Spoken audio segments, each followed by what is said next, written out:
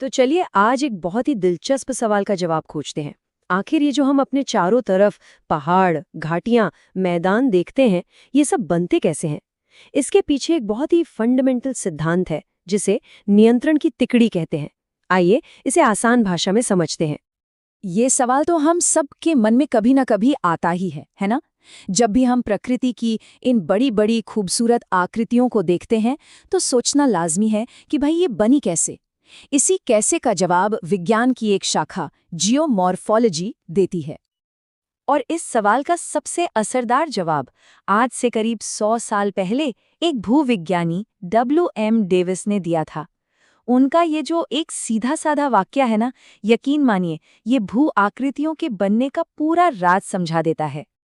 इसे ही trio of controls या हिंदी में कहें तो नियंत्रण की तिकड़ी कहा जाता है। तिकड़ी मतलब 3 चीजों का कंट्रोल।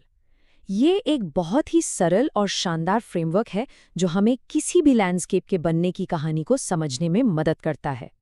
इसे समझने का सबसे अच्छा तरीका है एक मूर्तिकार का उदाहरण लेना। सोचिए, किसी भी मूर्ति को बनाने के लिए 3 चीजें चाहिए। पहला, पत्थर या मिट्टी, यानी वो मटेरियल जिस पर काम होगा, ये है संरचना। दूसरा, छेनी और हथौड़ा जैसे औजार जिनसे उसे तराशा जाएगा, ये है प्रक्रम। और तीसरा, उस मूर्ति को बनाने में लगा हुआ समय, वो है अवस्था।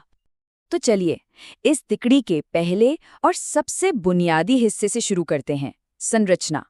ये एक तरह से किसी भी भूदृश्य की नींव होती है। अब भूविज्ञान में संरचना का मतलब है कि जमीन आखिर बनी किस चीज से है। क्या वहां की चट्टानें नरम हैं या बहुत कठोर? क्या वो परतों में जमी हुई हैं या फिर एक ही विशाल ठोस टुकड़ा है? यही सब बातें मिलकर तय करती हैं कि कोई भूदृश्य कैसा दिखेगा। सोर्स के हिसाब से देखें तो भूवैज्ञानिक संरचनाओं को मोटे तौर पर 3 कैटेगरी में रखते हैं। पहली है स्तरित यानी परतदार चट्टानें, दूसरी विशाल मतलब एक ही तरह की चट्टान का बड़ा सा टुकड़ा, और तीसरी है मिश्रित जिसमें दोनों का मेल देखने को मिलता है। अब इस स्लाइड में जो बात है वो वाकई में दिलचस्प है। सोर्स हमें बताता है कि सिर्फ परतदार होना ही काफी नहीं है। जैसा कि यहाँ देखा जा सकता है, उन परतों का झुकाव कैसा है। क्या वो एकदम सीधी हैं, थोड़ी झुकी हुई हैं या बहुत ज्यादा मुड़ी तुड़ी हैं? ये छोटी छोटी बातें भी भूदृश्य के आखिरी आकार पर बहुत बड़ा असर डालती हैं। ठीक है, तो हमारे पास मटेरियल तो आ गया, यानी संरचना।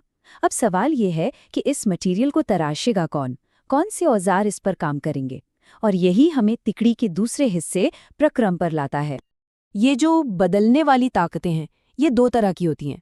पहली वो जो धरती के अंदर से आती हैं, जिन्हें अंतर्जात बल कहते हैं, जैसे ज्वालामुखी का फटना या जमीन की प्लेटों का टकराना। और दूसरी वो जो सतह पर काम करती हैं, जिन्हें बहिर्जात बल कहते हैं। ये हवा और पानी जैसी वो ताकतें हैं जो जमीन को लगातार काटती और घिसती रहती हैं। और इन बारी औजारों में कौन कौन शामिल है?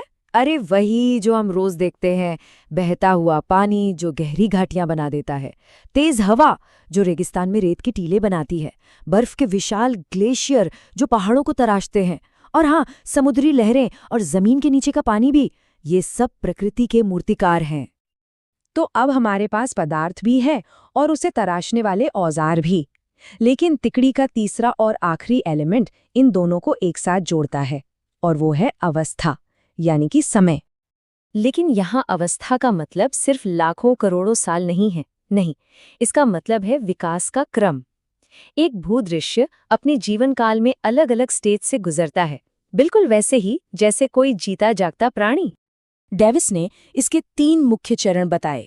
पहला, युवावस्था, जब जमीन नई नई उठी होती है और ढलानें तेज होती हैं। फिर आता है प्रौढ़ावस्था, जब भू आकृतियां अपने पूरे और सबसे स्पष्ट रूप में होती हैं। और आखिर में आती है वृद्धावस्था, जब लाखों साल के कटाव के बाद सब कुछ घिसकर लगभग सपाट हो जाता है। तो अब तक हमने तीनों हिस्सों को अलग अलग देख लिया, संरचना, प्रक्रम और अवस्था। चलिए अब इन सब को जोड़कर देखते हैं कि पूरी तस्वीर कैसे बनती है जब ये तीनों एक साथ काम करते हैं। ये स्लाइड देखिए, सब कुछ एक जगह ले आती है। संरचना वो कच्चा माल है, प्रक्रम वो औजार हैं जो उसे आकार देते हैं, और अवस्था ये बताती है कि उस पर कितनी देर तक काम हुआ है। इन तीनों में से एक भी चीज हटा दें तो कहानी अधूरी रह जाएगी।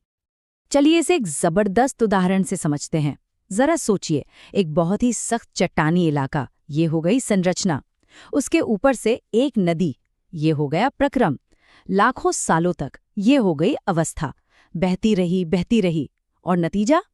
नतीजा हमारे सामने है, ग्रैंड कैनियन जैसी एक शानदार गहरी घाटी। तो असल में डेविस की ये तिगड़ी हमें एक नई भाषा सिखाती है, अपने आसपास की दुनिया को पढ़ने की भाषा। हर पहाड़, हर मैदान, हर नदी, ये सब अपने बनने की कहानी खुद बयां कर रहे हैं। हमें बस ये जानना है कि उसे पढ़ना कैसे है। तो अगली बार जब कोई बाहर निकले और किसी पहाड़ी या घाटी को देखे, तो एक पल के लिए जरूर रुके और सोचे, इसकी संरचना क्या होगी, किस प्रक्रम ने इसे ये रूप दिया होगा और ये अपनी कहानी की किस अवस्था में है। यकीनन दुनिया को देखने का नजरिया ही बदल जाएगा।